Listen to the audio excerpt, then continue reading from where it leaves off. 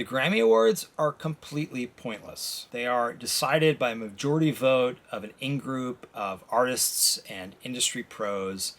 And while that might sound like a good and fair system for determining what artists and works deserve some sort of attention and acclaim, it actually falls short for a couple very big and obvious reasons. Reason number one, the Grammys reflect industry politics, not artistic merit. Now, you could argue that if a large group of your peers votes for you on something, it's probably because you actually are worthy of it, that you actually merit it. But you could think of the Grammys more like an election for high school student council. Some people, yes, will get voted for because they are actually a good fit for this or that position, but a lot of people just garner votes because they have a huge friend group and their friends vote for them. Now, I'm not accusing everybody within the RIAA of favoritism and of personal bias, and the RIAA does discourage voters from voting on the basis of personal connections, but I think even most members of the Academy would agree that this really doesn't stop anyone from voting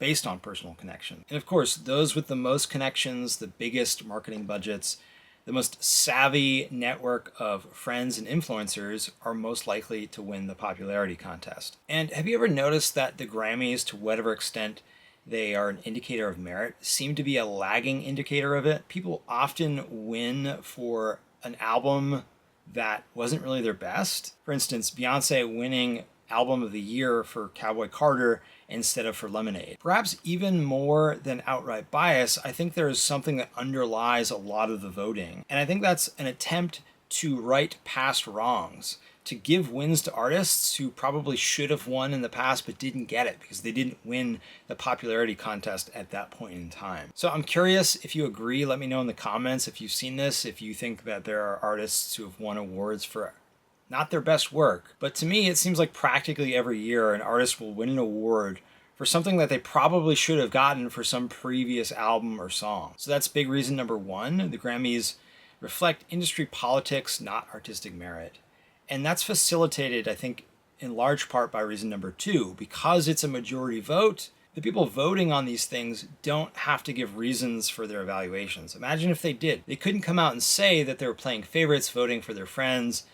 They couldn't come out and say that they were trying to right past wrongs, voting for an album or an artist that didn't really deserve the award this year by comparison to the competition and their new offerings, but maybe deserved it in the past. But the majority voting system obviates any need to offer any explanation whatsoever. Awards are handed down from on high like arbitrary dictates. Imagine if a music reviewer did the same thing. They just get up and say, well, this is the best album in insert often badly chosen category here. End of conversation. No explanation needed, none given. That would be completely pointless. But it's a really good parallel for the Grammys. Those who agree with a particular decision rejoice.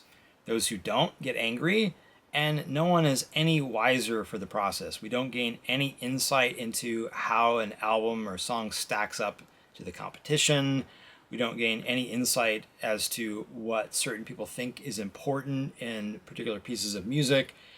It's just an arbitrary decision at the end of the day. At least with music reviews, people get a sense for the personality, the tastes, the standards of evaluation that a certain music reviewer has, and they can come to conclusions over time about whether or not that music reviewer actually has any rational basis for his views. Not so with the Grammys. Instead, we get just the majority vote of this amorphous, ever-shifting pool of voters. So it's even more pointless than traditional music reviews. So in the end, Grammys don't tell us anything about the state of the art.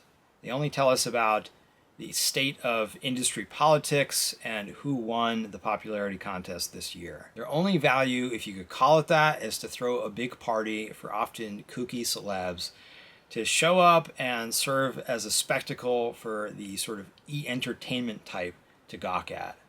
But that's my take. Am I missing something? Do you see some merit, some great cause that the Grammys are serving? I don't know. Let me know in the comments below. Thanks for watching.